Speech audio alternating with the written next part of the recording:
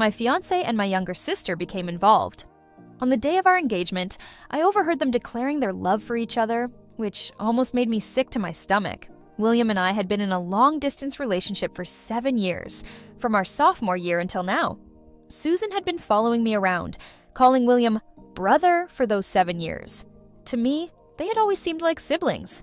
William treated her like a sister, but Susan's true feelings for him were ambiguous. Susan is my younger sister from a different mother.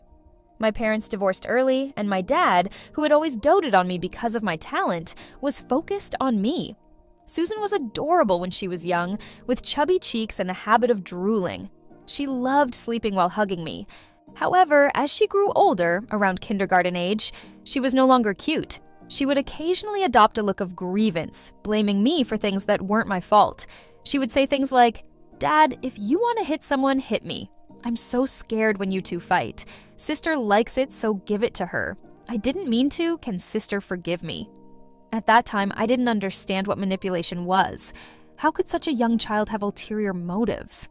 Yet my dad's attitude towards me changed from good to bad, worsening over time, especially since my stepmother was Susan's biological mom.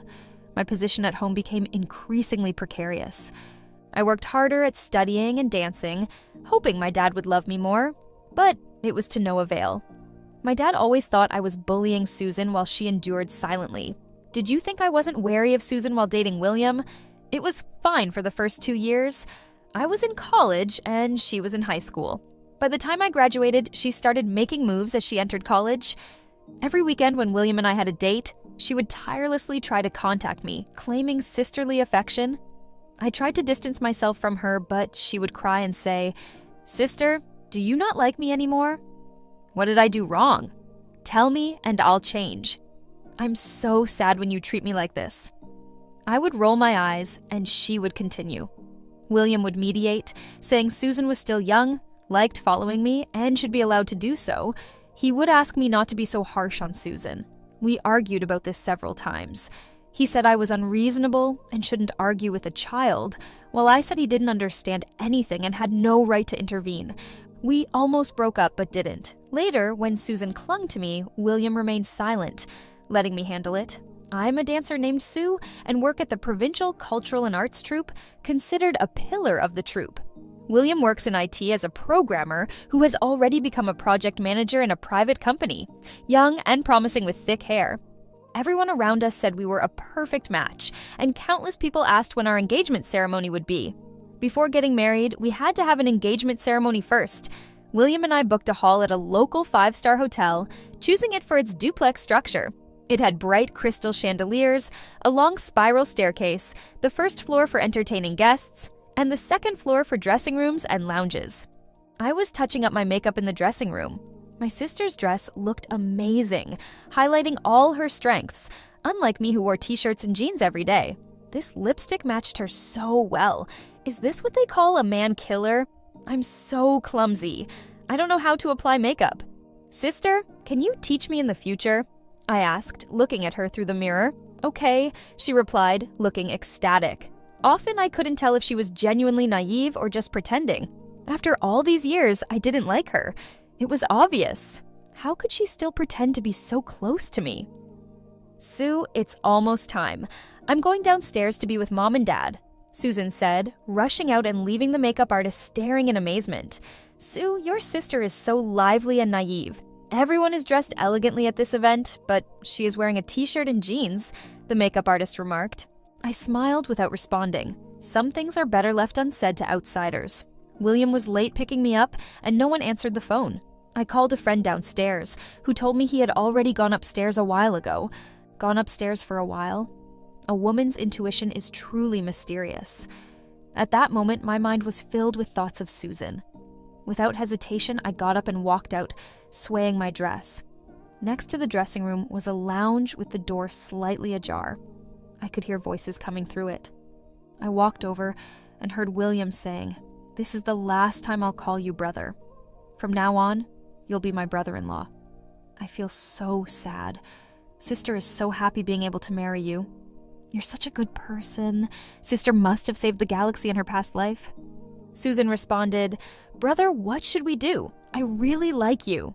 William said, "Susan, don't do this. Sister and I are about to have our engagement ceremony." The room fell silent. I hesitated for a moment, then pushed open the door. The two of them were already on the couch, with William kissing Susan passionately, one hand not staying within appropriate bounds under Susan's dress. My whole body felt frozen. This was supposed to be the scene of our engagement. Did they have no shame? Susan was the first to notice me. They scrambled to get up from the couch, one with hair resembling a bird's nest, the other with a suit so crumpled it was hard to look at. "Sister, it's not what you think. Sue, let me explain," William said, quickly standing in front of Susan. Their strategic positions were too obvious. When did these two really start? Even if today was the tipping point, they must have been flirting for a long time. I looked at Susan, trying to force a smile. "It's not what I think, it's what I saw." And to William, I sneered, "Your words say no, but your actions are quite honest." The engagement ceremony today doesn't need to be canceled. Just change the bride on the bride's side. William, we're done. Consider it as if I never knew you. I turned and left, tears streaming down my face in an instant. Years of love easily swept away. Susan followed me out, grabbing me and falling to her knees, slapping herself across the face. The sharp smack echoed through the room downstairs, leaving only Susan's pleading cries to fill the vast space. "Sister, forgive me and William this time. It wasn't intentional.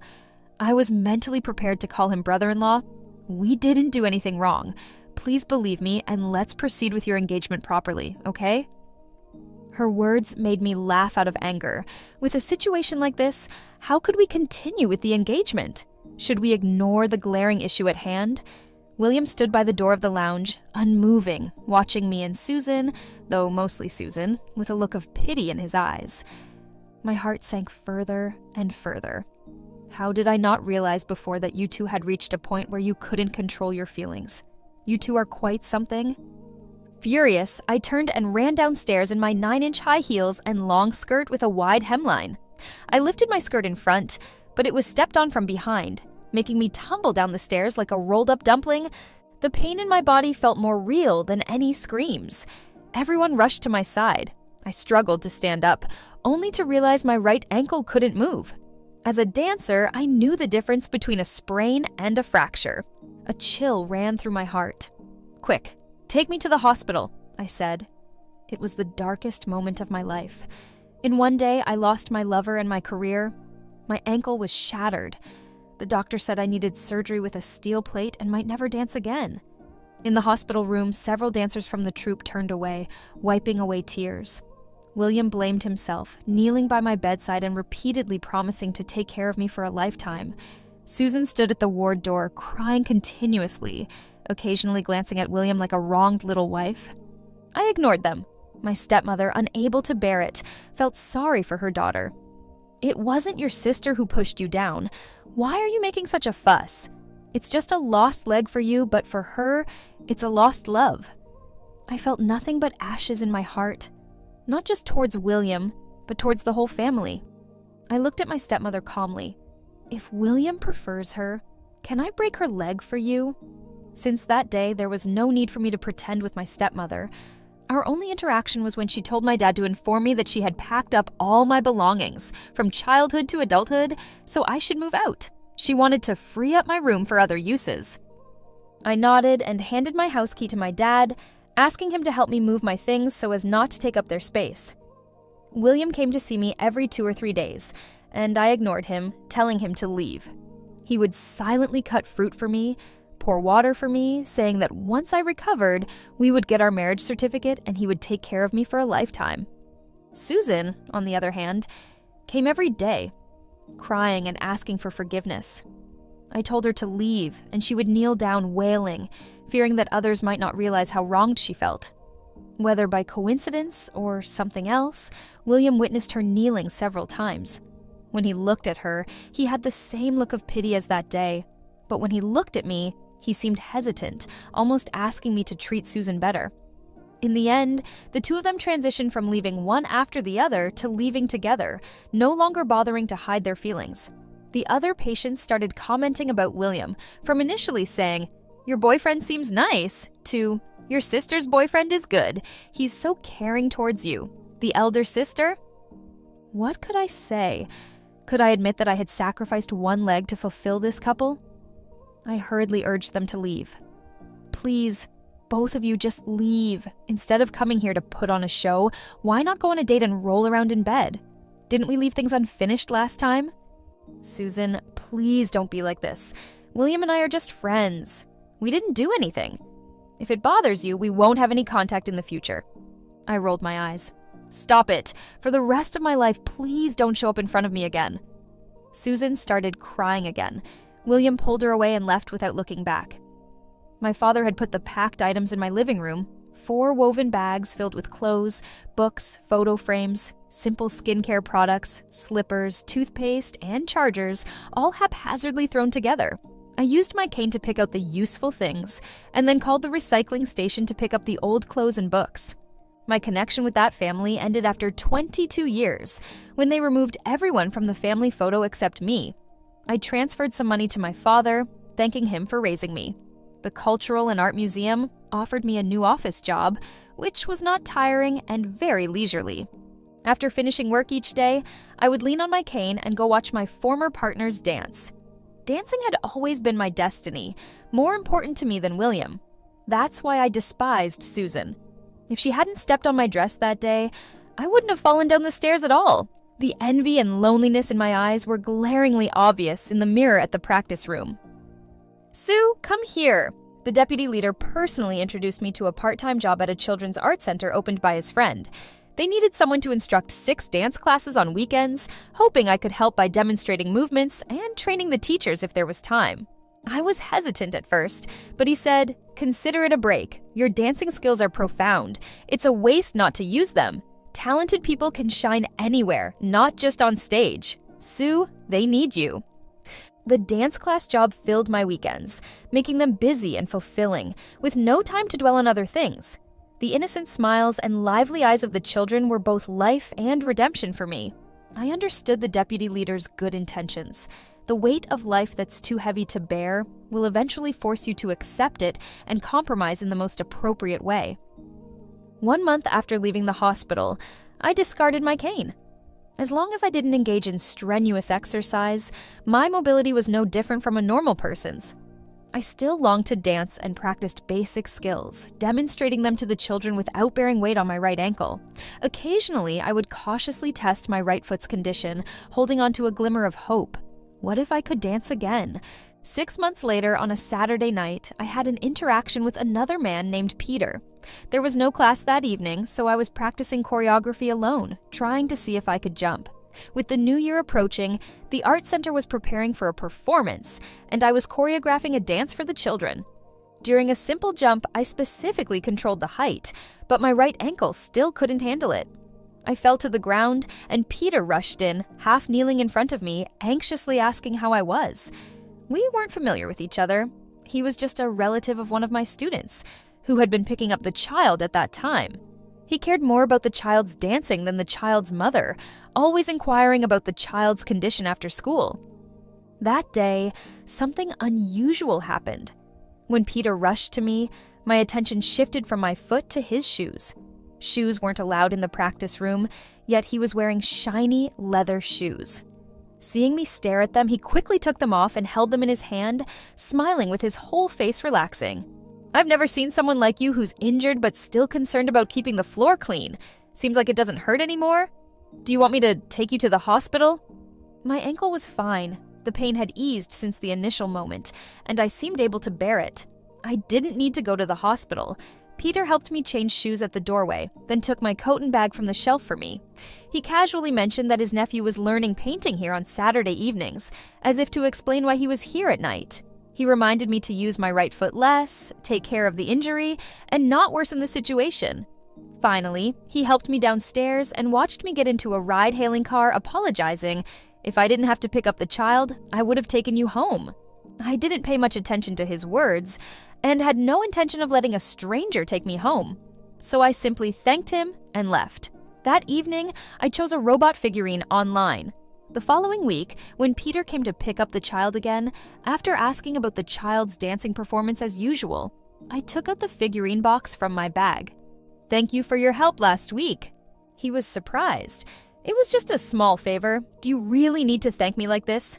Are you afraid of owing favors to people?"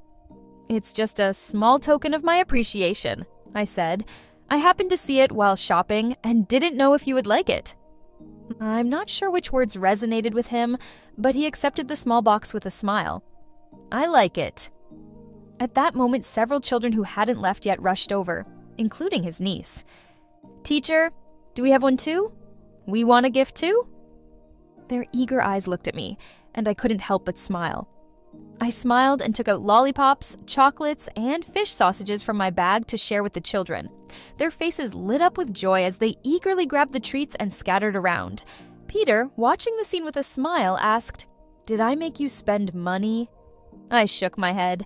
I bought these for them in the first place. Since becoming a teacher at the organization, I often buy small snacks as extra rewards. "After receiving your gift, Sue, let me treat you to dinner." "I'm sorry, but I already made plans with someone else," I replied. To my surprise, half an hour later, I found myself sitting in a nearby steakhouse, cutting meat with a knife and fork, taking small bites. Peter stood with the child next to my table. "What a coincidence," he said, pointing to the couch across from me. "Your company didn't show up?" I smiled calmly. "He had something come up last minute. You don't mind, do you?" He gestured toward the couch again. What could I say? I could only smile and say, "It's better to meet by chance than by appointment." Peter was more talkative and humorous compared to me, which made me feel a bit out of my depth. His niece, Cindy, kept glancing at him with curious eyes. I followed her gaze, and Peter chuckled. After maintaining a parental image for so long, it's hard to return to normal. The child isn't used to it, he explained. Cindy snorted through her nose. Peter showed a doting expression, ruffling Cindy's head. Cindy rolled her eyes and snorted again. I felt a twinge of envy at their family atmosphere. Since my mom left my dad, I had no contact with her. My dad's attention was solely on my stepmother and Susan. In the evening, I received a friend verification message from Peter. He had added me through the business card push from Cindy's mom, which was how I learned his name. He sent a photo of the robot figurine I had given him, placed on his desk next to a corner of a laptop. "Thank you. I really like it." "You're welcome," I replied. After that, Peter would occasionally like my posts on social media, and sometimes I'd return the favor. Through these interactions, I unexpectedly discovered that he knew the leader and deputy leader of our provincial art troupe, and their relationship seemed quite good. However, what Peter did wasn't apparent from his social media posts. He might have restricted some posts from my view. William occasionally checked in with me through messages. "How's your foot doing?" "Much better, thank you." Although we could no longer be lovers, we didn't need to be enemies. I never blocked him or considered doing so because adult estrangements often drift apart. It was Susan who continued to post affectionate messages and message me privately to seek forgiveness. "Sister, can you forgive me? Sister, you're so great. Many other guys like you, but I only have William. I can't leave him. Sister, which ring do you think looks better?" She sent a photo of a string of diamond rings, one almost identical to the engagement ring I had back then. I felt a bit suffocated.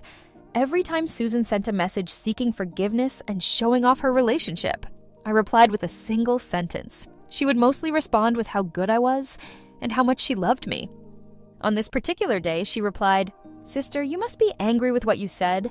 I feel so sad. After all, it's the room you lived in for more than 10 years. I rolled my eyes, turned off the screen, cursed her under my breath, and looked out the window. Peter chuckled softly beside me. I turned to him, silently accusing, "You're enjoying yourself when someone else is upset." "Do you know," he said, "when you roll your eyes, you look even more lively and cute than usual." I immediately retorted, "Are you driving?" wondering how even my eye rolling could be so obvious. Peter didn't reply but pursed his lips, a slight smile playing at the corner of his mouth. Cindy, sitting in the back, piped up, "Sue, my uncle wishes he had a pair of eyes on you." Peter smiled, glancing at Cindy through the rearview mirror. I turned around, pretending to be serious. "Kids don't talk nonsense." "I'm not talking nonsense," Cindy retorted, looking at Peter provocatively and mimicking the tone of an adult. "My mom said that.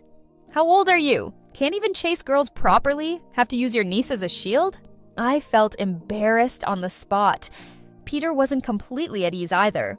He raised his left hand, resting it on the window frame, rubbed his temple, and tried to lighten the awkward atmosphere with a smile.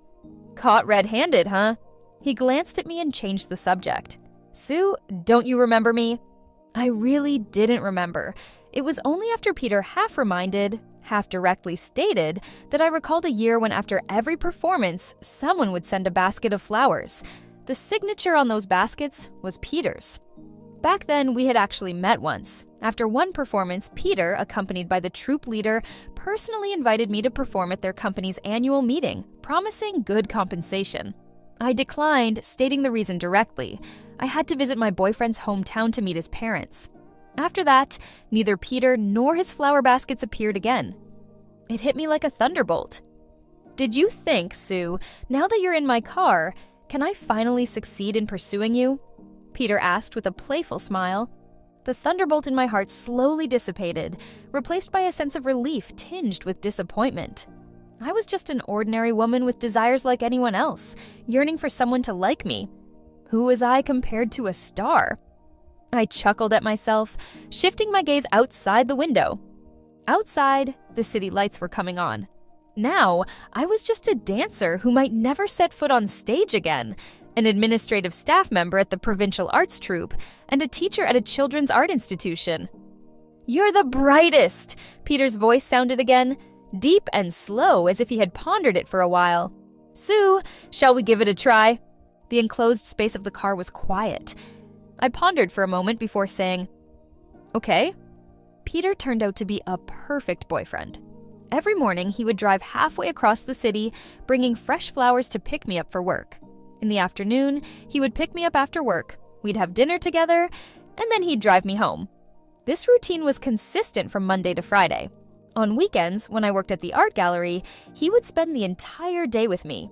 He would either work on his laptop in the parents' rest area, occasionally glancing at the monitors, or stand in the corridor by the classrooms, sneakily watching me. Honestly, this kind of care and attention was something I had never experienced from William. It was sweet. The troop leader teased me after seeing Peter several times. "Not easy to be patient and see the moon emerge from the clouds." The deputy leader chimed in. "When's the wedding banquet?" I didn't know how to respond. My relationship with Peter was just beginning, and marriage seemed a long way off. However, Peter smoothly continued, "Thanks for the well wishes. I'll keep working hard, and you, please say a few more good words for me. Help me bring Sue home sooner." The troop leader and the deputy leader both looked at me with meaningful glances as if saying, "You can do it." I was non-committal.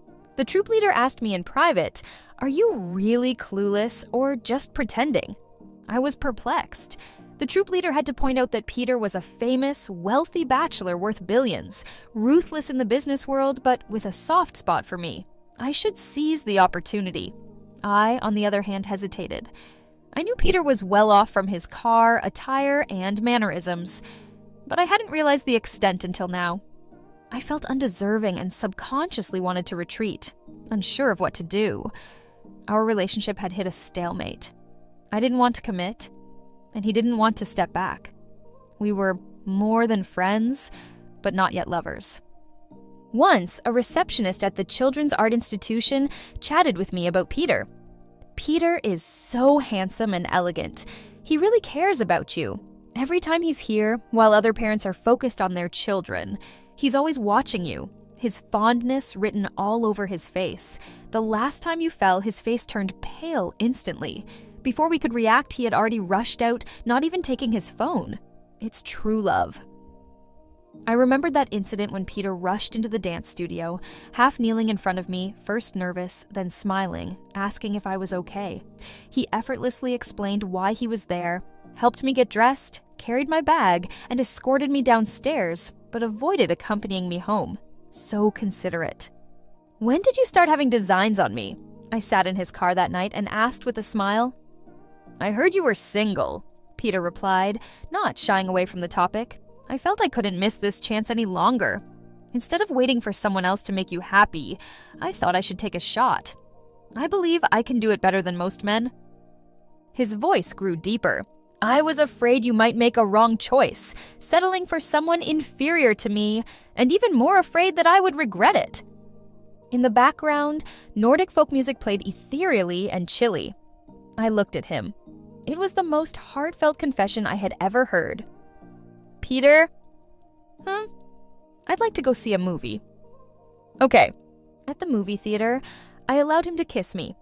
Sometimes, in relationships between men and women, crossing a certain threshold just naturally leads to the next step. Peter was apparently a kissing enthusiast. Every morning after handing me a rose, the next thing he'd do was lean in and peck my lips. After I got in the car with my seatbelt fastened, he'd lean in for another peck. Laughing, I said, "That's enough in public." He chuckled and touched his mouth, still seemingly not satisfied. I've been thinking all this time, those few kisses just didn't feel enough. What to do? I didn't bother responding. He continued on his own. "Sue, why do you smell so good?" Jokingly, I said, "Probably just mouthwash." He joined in the laughter. When we arrived below the Arts Troupe building, the familiar routine repeated. Kisses, kisses, kisses. "You've got to control yourself. Everyone you know is watching." I lightly pushed him away. "Everyone in the troupe knows I'm pursuing you." "What's there to control?" Peter said, embracing my waist tighter with one hand. "Besides, I've already exercised a lot of self-control. If I didn't..." His words trailed off as his gaze dropped to my lips. My heart pounded fast, and my mind filled with inappropriate yet beautiful imagery. I almost wanted to run away. A low chuckle came from behind. I never knew that being in a relationship with a mature man could be so sweet, even sweeter than a first love. With Peter, he knew exactly when to act and when not to, giving me the utmost agency. In his words, after taking 99 steps, I'll extend my hand on the final step. You just have to place your hand in mine. And that final step, he would still take it. As long as I didn't retreat, it would all be fine. Under the night sky, beneath a towering clock tower, Peter held me close, regret lacing his voice. "I missed you for so many years." At that point, I was already heading towards meeting my boyfriend's parents. "If you show up now, you'd be a homewrecker," I mumbled in his arms. Remember, we hadn't even reached the point of meeting each other's parents yet. It was as if I were a thorn in his side as he held me even tighter, his nose rubbing against mine. Apart from seeking my wife's opinions, my marriage doesn't need to concern anyone else. Whoever it is, they're just being informed. So, wife, when do you plan to marry me? I remained silent. I decided to retract my assessment of him being a mature man. We had only taken 999 steps of those agreed-upon 1,000 steps, and he was already trying to step over the last one, assuming the title of wife without consulting me. "Are you with someone else now?" William's booming voice echoed over the phone, interrogating me without even using my name. I was taken aback. "William, we've been broken up for so long. You and Susan have a child. Can't I have a boyfriend?" I shot back. "Oh, what child? Have you forgotten we're engaged? It was you hugging Susan that day, wasn't it?" "We broke up. We broke up on that very day." "You're not suited for double dealing like this." "What breakup? When did I ever agree to break up?" "You've been the one avoiding me all this time." Peter directly took the phone from my hand, not mincing words. "William, right? I'm Peter, Sue's current boyfriend. Please refrain from harassing my girlfriend, or I'll have to call the police." I didn't know how William reacted. As Peter finished speaking, he hung up and promptly blocked William's number. I looked at him in astonishment. "That's my phone. Did you just block someone without my consent?" He smiled. Sometimes a girlfriend needs to listen to her boyfriend. He returned the phone to me. It was the first time I glimpsed his possessive side. William and Susan must have seen me with Peter on the same day, because after William's call the previous day, the next day Susan showed up at my doorstep outside the practice room of the art institution. When I saw her standing just half a step behind Peter, chatting as if they were just finishing up a conversation, a smile bright on her face, my heart skipped a beat. I had lost to her once before, and I was afraid she was trying to repeat history. "What are you here for?" I was full of hostility, even more so than when she used to pester me and William. Peter walked up to me, turned to look at Susan with a raised eyebrow as if inquiring. Susan looked full of grievances. "Sister, I miss you. It's been so long since I last saw you. Mom and Dad miss you too. When are you going back?" She looked at Peter pleadingly and stuttered, "Peter, please talk to Sis for me." I couldn't swallow my anger and turned to leave. Peter caught up to me and asked if I was mad at him for talking to other women. "I'm not mad at you. I'm just uncomfortable," I sighed and said sourly. "Peter, we've just met, and now we're already brother and sister?" "I didn't ask her to call me sister." Peter smirked smugly. "Sue, are you jealous? How about you also call me brother?" I glared at him. He continued to coax, "If you call me brother, I guarantee no one else in the world would dare to call me that." I rolled my eyes at him, looking at his serious expression, and couldn't help but laugh. What a twisted sense of humor, such a disgusting nickname. As it turned out, Peter indeed had a twisted sense of humor. Much later, at specific times or occasions, like when we argued or made love, this nickname was like a switch.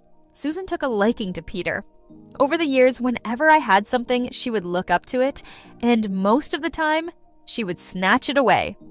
After that meeting, she often ran to the art institutions on weekends, ostensibly to seek forgiveness from me, but in reality, she was just trying to get close to Peter. "Sue, be careful of your little sister. She's like a tea serpent," Peter warned. "I've rejected her many times, but she's still swooping in." I grunted in acknowledgement. The time I spent with Peter wasn't as long as the time with William back then, but for some reason, I had confidence in him. Men of his caliber, if they wanted pretty women, could easily have them with a wave of their hand. He didn't disappoint my confidence in him. "I don't like it when others call me that. Susan, you better call me Peter or brother-in-law. Even though you're Sue's sister, please have some self-respect. Whether I'm good or not has nothing to do with you. I don't want Sue to misunderstand. I'm not your William. Your tactics won't work on me. I can distinguish between a stone and a gem quite clearly." These words were relayed to me by the receptionist, along with some flattery. "Sue, Peter is so handsome. He talks to Susan with a commanding presence. I've never seen a man reject a woman so decisively. You should get married soon." After Susan hit a wall with Peter, she turned to me for conquest, determined not to give up. She cried in front of the parents picking up their children, asking if I was still mad at her because I was blaming her, and that's why brother-in-law was ignoring her. She said she realized her mistake, that she only had one sister and nothing was more important than her sister. She asked how she could be forgiven. Did she have to kneel down and kowtow? She cried so hard as if she was about to faint the next second. Many onlookers were pointing fingers. "Sue, forgive her. How can siblings hold grudges? Isn't it natural for an older sister to give in to her younger sister?" I laughed in exasperation. Who said the older sister must give in to the younger sister? What if the younger sister is a scoundrel? I looked at the crowd. The best way to deal with green tea was to accuse publicly. At my engagement ceremony, my sister went to confess her love to my fiancé, and they rolled on the couch. Caught in infidelity, my sister stepped on my skirt, causing me to tumble down the stairs and break my leg. I, a dancer unable to perform? What did it mean? She acted aggrieved and delicate, frequently kneeling to apologize, forcing me to forgive her. Would you dare to have such a sister? I pointed at Susan. Her mother said, "I only lost a leg. What she lost was love. I just couldn't understand. She was the third party. On what basis did she have to call it love? Even more ridiculous, while I was still in the hospital, she was going in and out with my fiancé. She asked her mother to kick me out of the house, wanting to turn my room into their lover's nursery. After several months of no contact, now that she saw I had a new boyfriend, she came back. My voice grew louder, speaking the truth in anger. "Susan, have some shame." The spectators shook their heads, seeing through Susan's deceitful tears. Can't believe it. She's crying so pitifully. It turns out she was pretending, being a third party and pushing Sue down the stairs. Such a person deserves public condemnation. Sue didn't follow through. She had stepped too far. Did seeing Sue with a good man make her want to seduce a new brother-in-law? Shameless. The biggest difference between acquaintances and strangers is that acquaintances, bound by courtesy, would only gossip behind one's back. Strangers, if they insult, it's harder to bear. So at the engagement ceremony back then, many people looked uneasy, but remained silent. Susan ran off, covering her face. Peter stood firmly by my side, his face with a smirk, one hand resting on my waist. Seeing William again, it had been a full 10 months since our last meeting. He looked more haggard than ever, with deep dark circles under his eyes, cracked lips, and a cut on his chin from shaving. If not for his clean attire, well-groomed hair, and shoes, and holding a bouquet of roses, I would have thought he had just come out of a coal mine in Shaanxi. "Sue, let's make amends." William rushed over, handing me the roses along with a jewelry box. His colleagues, who had witnessed the last drama, gave me a curious look. I nodded, wanting to make it clear to William. "William, we have no relationship anymore. Please don't disturb me. The flowers and jewelry, you should give them to Susan. I have no interest in being a third party. I have a date with my boyfriend. He's coming soon." William frowned, only now realizing that I was the one he truly loved. He said he had already broken up with Susan, that she was a jinx. Ever since being with her, he had been unlucky. His colleagues ostracized him, he lost projects, and nothing was going right. He said I was his lucky charm, that when we were together, everything in his work seemed to fall into place. And he hoped to start anew. He opened the jewelry box, a sparkling diamond ring, the same one prepared for our engagement, but left unused. Susan had once taunted me with this ring, saying, "Leave this ring for someone else. I don't need it." It turned out hearing someone speak when you no longer love them is torture. So when Peter showed up at the company door, I almost lit up. I had only one thing to say to William. "Sorry, my boyfriend is here. If everything goes smoothly, I will marry him. So don't come looking for me anymore." Peter and William. Honestly, I had never compared them before, but at that moment, seeing both of them together, the only word in my mind was downgrade. Peter's tall figure, along with his face, exuded the word elite from both inside and out, while William, with empty eyes, looked like he hadn't slept in days. More importantly, William seemed to recognize Peter. His eyes showed hesitation, mostly disbelief, and finally he stammered, "Peter?" then quickly left. This time, even I couldn't understand. "Is this your way of scaring off a rival?" I asked Peter. He didn't answer my question, changing the subject. "I just heard someone say they're going to marry me. That was just a strategy. Mere words. Don't take it seriously." "Peter, this is not a strategy," I said, my voice wavering slightly.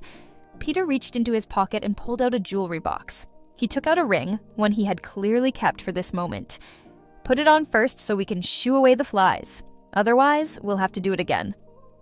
I hesitated. We had been together for less than 3 months. Was it too quick to agree to marriage? What about the 999 steps we agreed on? Peter seemed to sense my thoughts. "Don't burden yourself. It's just shooing away flies." His tone was light, almost casual. Wouldn't proposing be that casual? How can you skip the red wine, roses, chocolates, followed by a lavish dinner and citywide fireworks? I hesitated further. The ring he gave me was obviously expensive, with a diamond at least 3 times larger than the one William had given me. "It's fake," Peter said, sensing my uncertainty and sliding the ring onto my finger. I laughed as I hung up the phone. Some people just think they're clever. Dancers unable to dance, painters unable to hold a brush, singers losing their voice, or social media stars losing their looks, all crucial for their survival. For me, dance wasn't just a career. It was a dream, and life itself. I visited the art troupe to see Sue. She stood outside the practice room, looking through the glass door at others dancing. Her expression touched me deeply. Sue wasn't a prodigy. She became our troupe's lead dancer solely through hard work. The troupe leader had said, unfortunately, her choice in men wasn't good. I had chosen the Children's Art Museum for work. Cindy was already studying there, and I took up the job of picking up and dropping off the kids. I made my sister's life more leisurely, and she taunted me about it. "Cindy, you better support your uncle in the future. Whether you get an aunt depends on you." Cindy readily agreed. From then on, I had the opportunity to interact with Sue. Every time after school, I would ask about her child, and she never tired of answering, trying to adapt to this new life. The only worry was that Sue often danced secretly, testing her injured foot. I sat in the parents' rest area, my eyes fixed on her, palms sweating. The rest of the story you all know. She fell, I helped her up, and we finally started our relationship. Eating, dating, kissing. The feeling of being in love was great. Sue was sweeter and softer than I had imagined. I regretted not being bolder back then. As for Susan, I declined firmly. Women like her are common in life, thinking they are young and beautiful, believing that by offering themselves, men won't refuse. They think conquering men means conquering the world. William not only blinded his eyes, but also clouded his judgment, choosing stones over stars. I thank him. The only thing he did wrong was that, since he had chosen Susan, he shouldn't have lusted after a past flame. He handed the disgusting old engagement ring to both Sue and me. I subtly hinted to the boss of the software company that our African branch needed people to build it up. William was sent away with a plane ticket. It took half a year for someone to operate on Susan's leg, in a scene identical to Sue's injury. However, her luck was a bit worse. She broke both her shin and ankle. My wedding with Sue was half a year later. I, Peter, seek likes and comments online to wish us blessings. May all the lovers in the world finally become one.